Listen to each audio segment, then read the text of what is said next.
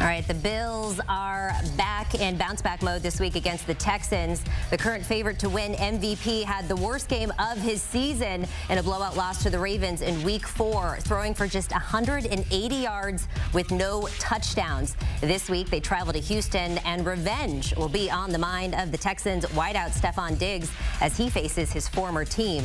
Sean McDermott asked about his former All-Pro wide receiver today. We respect Steph. We love Steph.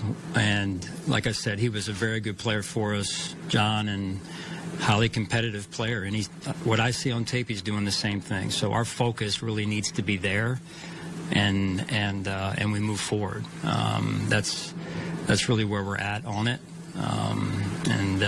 It's going to be a highly competitive game between two teams, and that's what we're looking forward to. All right, well, Sean McDermott is looking forward to it. And let's see here. Josh Allen and Stefon Diggs, quite the receiver and quarterback duo. We look at targets, receptions, receiving yards, receiving touchdowns. First in everything between these two guys. Can't wait to see it.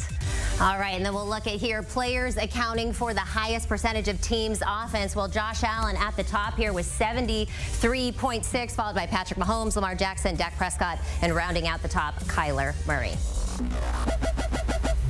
All right, let's get an NFL on CBS. Evan Washburn, who will be on the sideline for Bills versus Texans. Thanks so much for joining us today. Plenty of reasons why this game is garnering a lot of attention, but probably the main storyline here has to be Stefon Diggs facing his former team for the first time after they traded him to Houston, taking on a $31 million dead cap space to move him. Doesn't seem like a whole lot of love lost between these two teams. Anything in particular we should be dialed in about?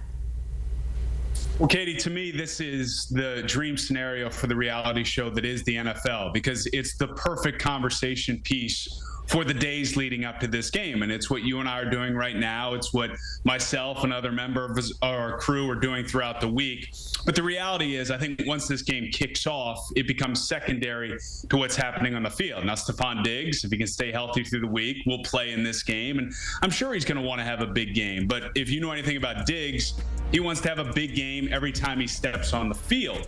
And at times that became the issue in Buffalo, where philosophically down the stretch last year when they started to be successful again, they moved more to a diversified offense, if you will, where everybody was getting to touch the ball once Joe Brady took over for Ken Dorsey as offensive coordinator.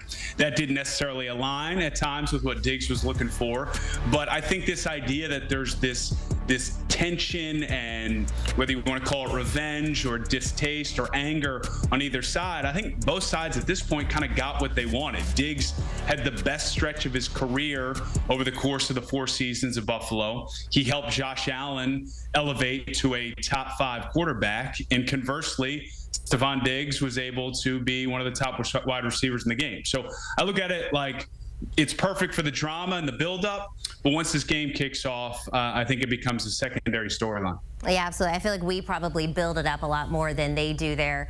But I'm still looking forward to see it either way. One more storyline heading into this Sunday. It's got to be the Bills' defensive meltdown last week against the Ravens. They gave up 271 rush yards, 199 of those to Derrick Henry. Now, Joe Mixon is trending towards playing in this matchup. How did the Bills avoid a repeat of last week? Yeah, that's as hard as a game to swallow if you're a member of that defense, as you'll find. Look, I think a couple things here, Katie. One, playing Baltimore early in the season is one of the more challenging things any defense will face because of the unique style in which they play, the physicality of which they present in terms of their size when you're not tackling all through training camp and you're still in that ramp-up period of the season. I think if Buffalo and Baltimore were to meet up again down the road, maybe in the playoffs, I don't think it would be as dramatic a situation when it comes to stopping the run. But this is a defense that's overcome and had to overcome so many key injuries. Matt Milano, as we know, out. Terrell Bernard, their linebacker alongside Matt Milano, out. He's back at practice. practice. That's a positive. Teron Johnson, their star nickel corner, he's been out. And they lost Taylor Rapp in that game due to concussion. And so he's in the protocol right now. So this is the walking wounded defensively. And as you pointed out, they most likely will see Joe Mixon. But stylistically, Katie, I don't think the Texans, while a challenging offense led by C.J. Stroud, is going to present the same style that Buffalo had such a hard time with on Sunday night. Yeah, I feel like there was a lot of question marks about the defense for the Bills going into the season. Didn't really see it through the first few weeks, but certainly a big problem last week. Moving on to the quarterbacks here, it's a matchup between two of the top three quarterbacks in terms of the MVP race, certainly with the odds. What's at stake for both Stroud and Allen in this matchup? I mean, I think specific to this game, it's more for C.J. Stroud to continue to cement himself as that next guy on the come up. Josh Allen has so much equity built really over the course of his career up to this point, but over the course of the first few weeks, that Baltimore game notwithstanding. But I think C.J. Stroud in this offense, Katie, for the Texans are in a position where they have to prove that they can play a clean brand of football. 40 penalties in the first 4 weeks of the season, majority of those on the offensive side of the ball. Not on C.J. Stroud necessarily, a lot across that offensive line, but they haven't played that well and they're 3-1. That's a positive. When I look at teams and evaluate quarterbacks and offenses, if you can win when you're not at your best, that's when you know you're doing something right.